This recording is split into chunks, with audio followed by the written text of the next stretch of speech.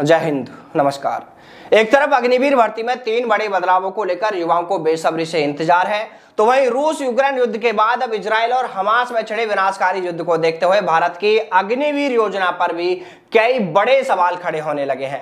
रक्षा मामलों के जानकारों की राय में दोनों देशों के युद्ध ने सैन्य रणनीतियों और वहां की रक्षा योजनाओं पर कई बड़े सवाल उठाए हैं। हालातों को देखते हुए रक्षा विशेषज्ञ पीआर शंकर ने भारत के संदर्भ में 2 रक्षा योजनाओं पर दोबारा से विचार करने की सलाह दी है।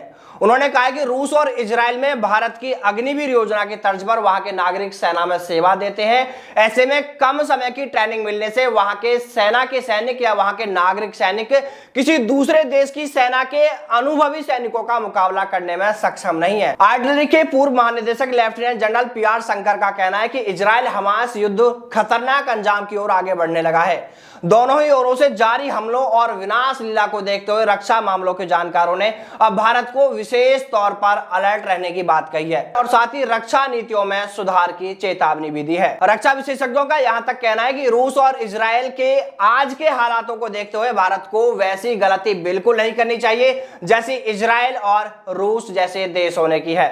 जानकारों का यह भी कहना है कि अपनी रक्षा नीतियों में खामियों की वजह से ही आज इजराइल और रूस खतरनाक अंजाम को भुगत रहे हैं।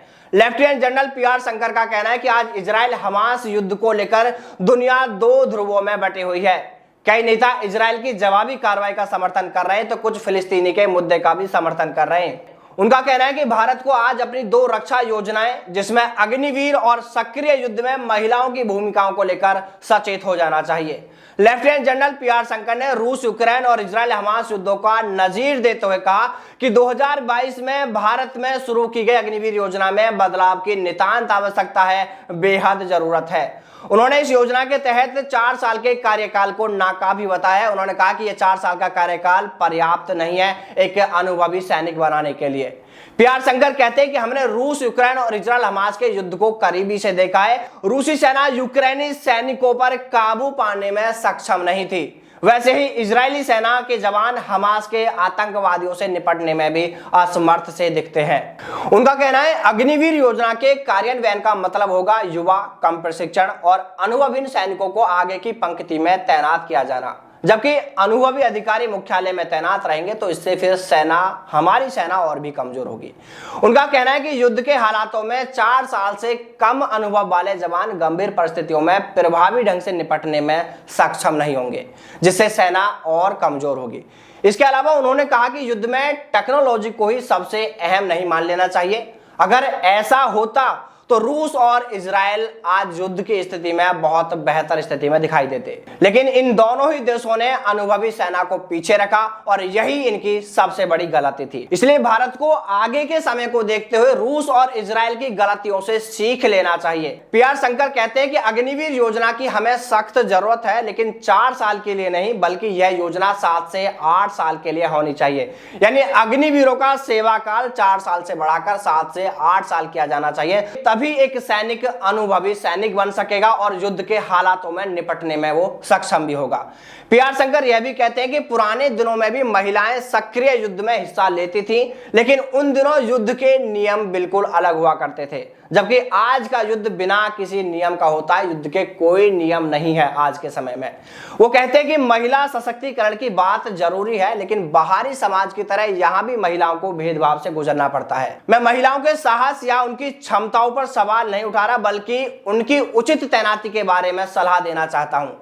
उनका कहना है कि महिला अधिकारियों को युद्ध से जुड़े दूसरे कार्यों में अग्रिम मोर्चे पर लगाया जाए, न कि सक्रिय युद्ध में अग्रिम पंक्ति में उनको तैनाती दी जाए। उनका यह भी कहना है कि मैं महिलाओं को तोप खाने में शामिल किए जाने का समर्थन और इस कार्य की सराहना करता हूं, लेकिन अग्रिम मोर्चे पर उनकी तैनाती को लेकर सरकार को, रक्षा विशेषज्ञों को गहराई से सोचने की जरूरत है। वो कहते हैं कि इसे इजराइल के हालातों से भी समझा जा सकता है। आज हमास के आतंकवादियों ने इजरायली सेना की महिला अधिकारियों के साथ में जो गलत काम किया है, उनके साथ में दरिंदगी की है, रेप की है, बर्बरता की है, वो किसी से छिपी नहीं है। ऐसे में हमें अभी से इस पर गंभीरता से विचार करना चाहिए कि अगर ऐसी स्थिति हमारे सामने आती है तो क्या हम उसे बर्दाश्त कर सकेंगे। देखिए दोस्तों, यह बात बिल्कुल सही है कि युद्ध किसी भी देश का किसी भी देश के साथ कभी भी छिड़ सकता है। ऐसे में जिस देश की रक्षा नीतियां, रणनीतियां, वहां की रक्षा योजनाएं अगर सही होंगी, वहां की सेना मजबूत होगी, तो उस देश की सेना संकट के समय में खुद को और अपने देश को बचा सकेंगे। दोस्तों, जो हालात आज रूस यूक्रेन युद्ध से वहां पर हुए हैं, आज इजराइल हमास जिस विनाशकारी युद्ध की ओर बढ़ रहा है, उसे सोचकर ही आम जन की रूह कांप जाएंगी।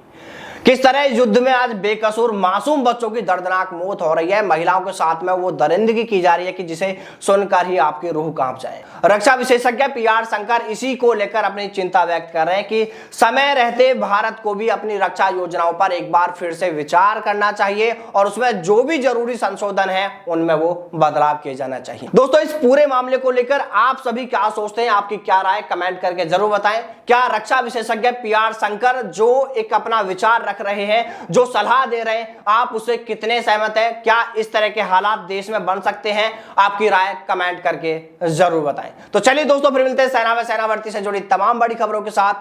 तब तक सावधान रहें, दलालों से दूर रहें, अपना और अपनों का ख्याल रखिएगा। जय हिंद, जय भारत, वंदे मातरम।